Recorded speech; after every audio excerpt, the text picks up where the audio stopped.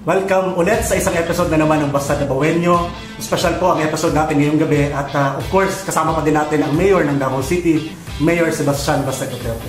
Sasamahan tayo Mayor ng dalawa nating kaibigan na lumipad pa galing Luzon and nandito ngayon sa Davao. Una na dyan po, isa sa mga naabangan na social media personalities ngayon, lalo na sa usapin sa politika, ang maisog at Dutertista Miss Joey David. And of course, isa pang kasama natin, Mayor, kaibigan natin mula pa sa Caloocan, walang iba, si Mr. Justice Kabuhat.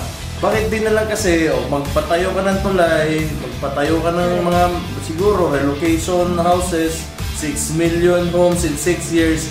Hindi pa nga kayo nakakabot ng siguro 100,000. Yung mga sinabi niya, sana ginawa niya na lang yun. Kahit wag na yung 20 pesos na bigas, kahit wag na yun. Ba't di mo na nagawin yun para ikaw naman puriin ng tao? Kasi Marcos ka na, andyan ka na eh. Sikat na kayo eh, di ba? Ba't kailangan sirain niyo yung tao para umangat kayo? Pwede nyo namang gumawa na lang kayo naman. Family nila kilala sa infra projects sila eh. Oo. Diba? Ngayon, ayuda na. Hindi na infra. Ayuda na. Mabantot ka. Ganon. Very yellow thing to do. Wala kang ma-offer sa tao. Tama ka. Pero ang dami natin pwedeng gawin na maayos para pagandahin yung bansa natin. Tapos yung ginagawa ng mga gago na yan dyan sa Congress.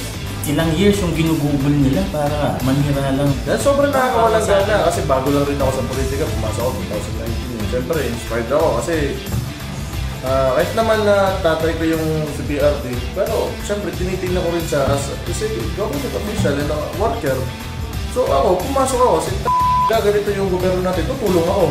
Kasi pag nasa gobyerno, sakripisyo ka talaga. Yung taba-taba ako na, puti na yung buhok ko. Pogi ko dati, di ba? Puti nga ikaw, may buhok to eh. Handaan tayo sa taba.